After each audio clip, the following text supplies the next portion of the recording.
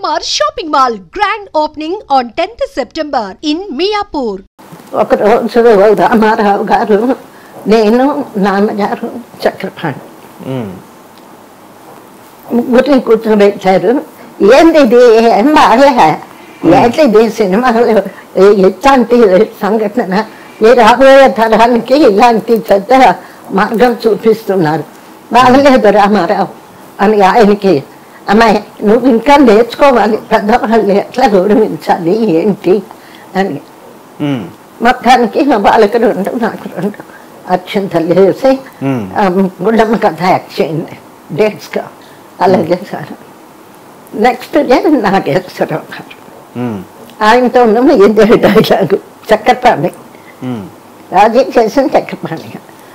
ఆయనతో ఇదే మాట అంటే ఆఖరికి నేను కొంచెం చనువుగా ఇదిగా మాట్లాడాను. నాగేశ్వరరావు గారు, మీరు నాకు యాక్టింగ్లో ఎన్నో విషయాలను నేర్పించాను. How to use tear, long షాట్లో ఏడవక్కర్లేదు, ఇట్లాంటివి ఎన్నో యాక్టింగ్ సైడ్ నేర్పినప్పుడు పర్సనల్గా కూడా ఏదైనా ఇట్లా చిన్న చిన్న విషయాలు ఉంటే, అమ్మాయి నువ్వు ఇట్లా ఉండాలి ఇలా ఉండకూడదండి ఎందుకు చెప్పచ్చు కదా అది ఆయన్ని చదువుగానే కొంచెం అంటే ఏదైనా అయిపోయిందిలే అన్నారు. మొత్తం కాఫీ తాగి గుండమ్మ కథ అన్నారు. అది ఆ గుండమ్మ కథ. అదే నాకు ఫస్ట్ డే ఆఫ్టర్ కాంప్రమైజ్ ఇదే పిక్చరు.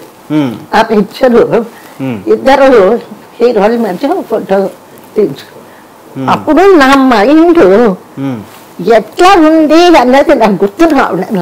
మామూలుగా క్యాజువల్గా నేను ఉన్నానా, లేకపోతే వీళ్ళిద్దరి మీద విజయం సాధించానా అన్నది నాకు గుర్తులే. ఆ ఫీలింగ్ ఏమిటా అనేది.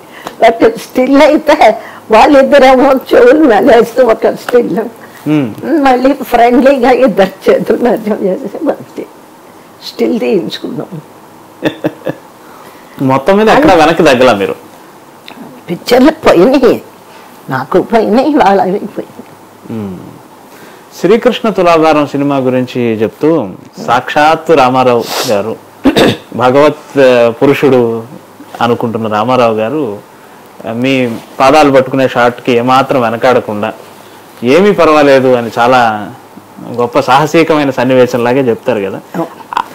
ఆ రోజు జరిగిన సంఘటన, ఆ షాట్, ఆ సీన్ గురించి చెప్పండి మేడం. నాకేంటంటే మొదటి నుంచి నేను కృష్ణ భక్తుడాన్ని. అందులో రామారావు గారు పక్కన కృష్ణుడు సత్యభామ, ఆ కృష్ణ అవతారమే కనిపిస్తుంది. సరే యాక్టింగ్లో అన్నీ చేసిన తర్వాత ఆ కాలు పట్టుకుంటేనే కిరీటం కింద పడిపోతుంది. అప్పుడు వెంటనే అప్పుడు కొంచెం లోక జ్ఞానం కొద్దిగా ఎట్లా మాట్లాడాలి కొద్దిగా డెవలప్ అయిపోయాను కదా. సో వెంటనే సారీ చెప్పాను, ఏముంది యాక్టింగ్ పర్వాలేదు జమున గారు, after all acting is very sportive.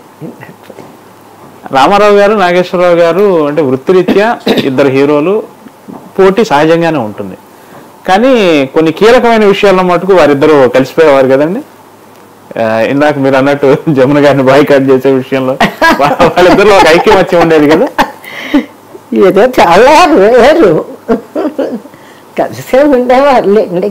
కానీ పేపర్లలో దాని ద్వారా కొన్నాళ్ళు వాళ్ళిద్దరు కూడా ఏదో గొడవ. 2 క్యాంపులు నడిచాయి అంటారు కదా, అంటే వాటి గురించి ఎవరు చెప్పేవాళ్ళు లేరు, అందుకని కాస్త ధైర్యం చేసి మిమ్మల్ని అడుగుతున్నా. అలా ఉండేదా అండి 2 క్యాంపులు? అలా ఉండేవా? క్యాంపులు అంటే నాకు అర్థం కాలేదు. అంటే వాళ్ళకంటూ ఒక వర్గం ఆర్టిస్టులు, ఒక వర్గం డైరెక్టర్లు, ఇక్కడ ఒక వర్గం డైరెక్టర్, అట్లా ఉండేదా? అది కొంచెం ఉండేది, ఉన్నాయి ఆ రోజుల్లోనూ ఉన్నాయి. హీరో డామినేషన్ ఉండేది. తర్వాత ఏదో ఇట్లాగా గ్రూపిజం, ఒక డైరెక్టర్ ఉంటే ఆ డైరెక్టర్తో ఒక గ్రూపు, ఇంకో డైరెక్టర్తో ఉంటే ఇంకో గ్రూపు, ఇట్లాంటివి అన్నీ ఉన్నాయి ఆ రోజు. అన్నిటినీ తట్టుకొని కాంట్రవర్సీ లేకుండా అన్నిట్లో తట్టుకుని రాగలిగాం నేను. సావిత్రి గారు డైరెక్ట్ చేసిన సినిమా చిన్నారి పాపలు, కుళందై ఉళ్ళం తమిళ్లో. ఆవిడ డైరెక్ట్ చేస్తే మీరు హీరోయిన్గా యాక్ట్ చేశారు, మొత్తం ఆడవాళ్లే టెక్నీషియన్స్గా ఉంటూ. ఆ సినిమా అనుభవం చెప్తారండి? అదేంటంటే నేను భీమా సుధారాము గుమ్మడి మేము ముగ్గురం పదండి ముందుకు సినిమా తీసుకొని రష్యా వెళ్ళాం. ఆ రష్యన్ ట్రిప్లో స్టూడియోస్ విజిట్ చేసాం. అక్కడ ఒక రష్యన్ పిక్చరు మొత్తం ఈ చిన్నారి పాపలే కథ. ఒక తెలుగు పిక్చర్ చూసినంత ఫీలింగ్ వచ్చింది మాకు. ఆ కథ వచ్చి ఈ మధుసూదన్ రావు ఆయన మిస్సెస్ ఉంది కదా సరోజిని, ఆకి చెప్పారు. చెప్తే ఆవిడ చిన్నారి పాపలు అని కథ రాసేది. యాక్చువల్గా రష్యన్ స్టోరీ. అప్పుడు ఇక ఆవిడ ఐడియాని ఆడవాళ్ళందరం కలిసి చేద్దామని తలా ఒక 5,000 మేము ప్రొడ్యూసర్స్ అనమాట. సావిత్రి ఏదో ఆవిడ ఎక్కువ పెట్టినట్టు. అదే అక్కడ నుంచే సావిత్రి గారు ఆర్థికంగా మొదలైంది కదా. ఏమైందంటే ఆ డైరెక్షన్ మోజులో పడి మరి పిక్చర్ ఎండుకు వచ్చేటప్పటికి ఫైనాన్షియల్ ట్రబుల్ వచ్చింది. దాంతో ఆవిడ తను తాకట్లు పెట్టి ఇల్లు తాకట్టు పెట్టి అట్లా అంతా చేసి ఆ డైరెక్షన్ పిచ్చి. తర్వాత వచ్చి మోగ మనసులు తమిళ్ తీసి ప్రాప్తం అందులో యాక్ట్ చేశారండి మీరు? I was carrying. పాపం అడిగింది, చెల్లి నువ్వే చెల్లి అనే పిలుస్తుంది పాపం. చెల్లి నువ్వు చెయ్యాలి అంటే మరి డెలివరీ అయ్యాకైతే చేస్తాను, ఇప్పుడు కుదరదు. తర్వాత చంద్రకళను ఎవరన్నా పెట్టి అక్కడ బాగా దెబ్బతిన్నాడు. 5 సంవత్సరాలు జరిగిందట కదా. అక్కడ ఏమైంది పాపం, శివాజీ గణేశన్ హీరో, చంద్రకళ నా క్యారెక్టరు, తన క్యారెక్టర్ తను. ఒక ఫస్ట్ 2 షెడ్యూల్స్ 1 షెడ్యూల్ అయింది. బాగా కావేరీ ఒడ్డున అదంతా బాగా తీసింది. 15 రోజులు షూటింగ్ అయింది.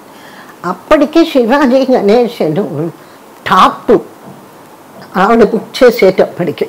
సరిగ్గా ఈవిడ పిక్చర్ ఆ 15 రోజులు 20 రోజులు అవుట్డోర్ అయి వచ్చింది. ఆ తర్వాత శివాజీ గణేశన్ పిక్చర్లు వరుసగా ఫ్లాప్ అయిపోయింది. అయిపోయేటప్పటికి బయర్స్ రాలే. పైగా మా మేనేజర్ ఒక బయర్ని తీసుకొచ్చాను చెన్నైలో. అప్పటికి సగం పిక్చర్ అయింది. అయితే అప్పుడు నేను చెప్పాను, అక్క మంచి ఆఫరు, నీ మనీ బ్లాక్ చేసుకున్నాం, శుభ్రంగా బయర్ ఇస్తానంటున్నాడు, అమ్మేసేయి అంటే ఇచ్చేసేయి అంటే లేదు ఇంకా వస్తుంది. అప్పుడు ఎంతో డబ్బు తెలియదు కానీ మొత్తానికి మేమే తీసుకొచ్చాం బయ్యర్ని. మా మేనేజర్ తీసుకొచ్చి ఉపయోగించుకోవాలి. దాంతో బయ్యర్ వెనక్కి వెళ్ళాడు. సరిగ్గా ఈవిడ పిక్చర్ ఎడిటింగ్ వచ్చే నాటికి శివాజీ గణేశన్ మార్కెట్. ఇక దాంతో రిలీజ్ కూడా ఇంచుమించు ఆవిడ చేసుకోవాల్సిన పరిస్థితి.